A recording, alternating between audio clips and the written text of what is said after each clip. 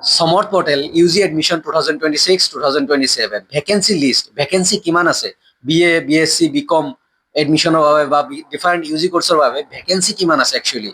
so এই ভিডিওটোত seat কিমান আছে কোনখন কলেজত কিমান ভ্যাকেন্সি আছে এই কথাটো ডিসকাস কৰিব লৈছো both CUT and non CUT যিবোৰ ষ্টুডেন্ট CUT ৰ হোৱা non CUT ৰ হোৱা যিসকলে এতিয়ালৈকে ৰেজিষ্ট্ৰেচন কৰা নাই non CUT সকলোকে বিনম্ৰ অনুৰোধ কথাখিনি ভালদৰে শুনিবা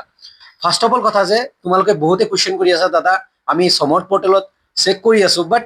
লিষ্টত যিখিনি ভ্যাকেন্সি লিষ্ট তাতে 000 এটা দুটা হেনেকুৱা সিট আছে সো সিইউটিৰ বাবে হেনেকুৱা নেকি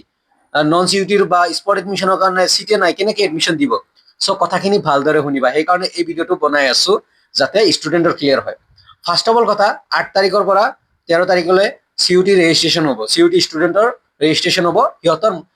কেনেকৈ এডমিশন হ'ব সিইউটিৰ মাৰ্কৰ থ্ৰু দি এডমিশন হ'ব সো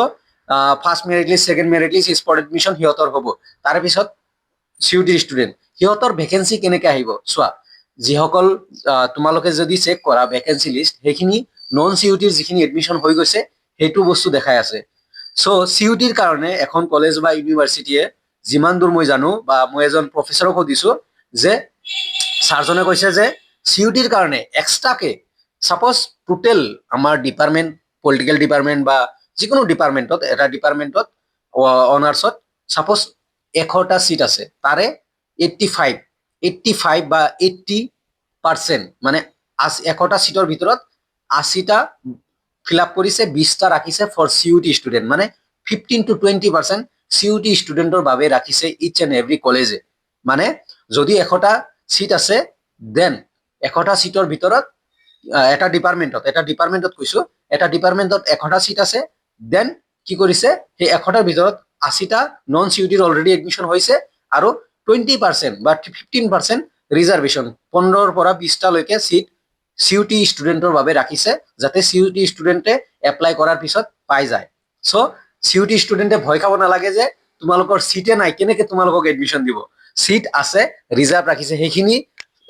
কি কৰা নাই ওপেন কৰা নাই সেইখিনি ওপেন কিয় কৰিব যেনেকৈ নন সিইউটিৰ ওপেন কৰা নাই কিমান সিট আছে হেতু ওপেন নকৰে কোনো কলেজ এণ্ড ইউনিভাৰ্সিটি ওপেন নকৰে বাট 15 to 20% সিট ৰিজাৰ্ভেশন তোমাৰ কাৰণে ৰিজাৰ্ভেশন নহয় ৰিজাৰ্ভ একচুয়ালি ৰিজাৰ্ভেশন নহয় মই ৰং এটা ওয়াৰ্ড দিছো ৰিজাৰ্ভ কৰি ৰাখিছে তোমালোকৰ বাবে ৰিজাৰ্ভ কৰি ৰাখিছে সিইউটি ষ্টুডেন্টৰ কাৰণে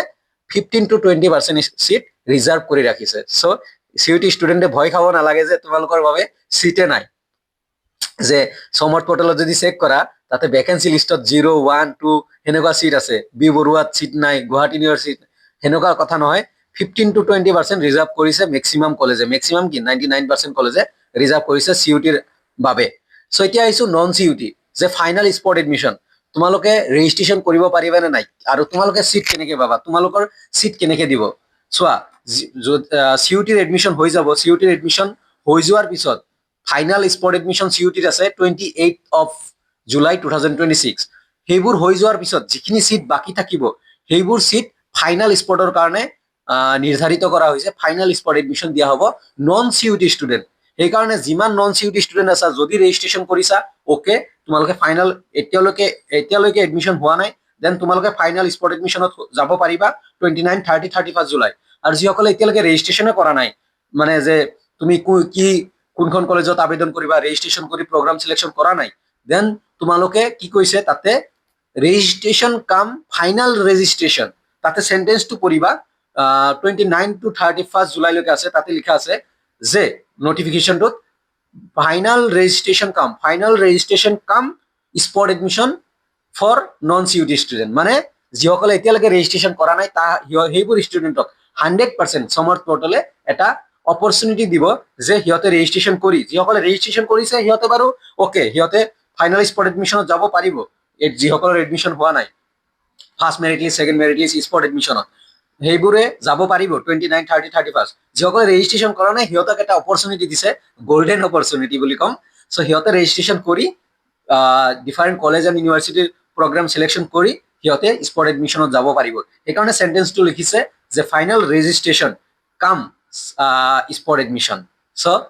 হেতু মিনিং হেতুৱে হয় যে কোনোবাই যদি ৰেজিষ্ট্ৰেচন কৰা নাই দেন ৰেজিষ্ট্ৰেচন কৰি স্পট এডমিশনত যাব পাৰিব আৰু যিসকলে ৰেজিষ্ট্ৰেচন কৰিছে ওকে সিহঁতে ডাইৰেক্ট তাতে স্পট এডমিশনৰ বাবে যাব পাৰিব সো এইখিনি আছিল ভিডিও হোপ আৰু তোমালোকৰ সিট কেনেকে পাবা যিখিনি সিট ৰৈ যাব একদম স্পট এডমিশন হৈ যাব CUT স্পট এডমিশন হৈ যাব first merit list second merit list হৈ যাব যিখিনি সিট ৰৈ যাব সেইখিনি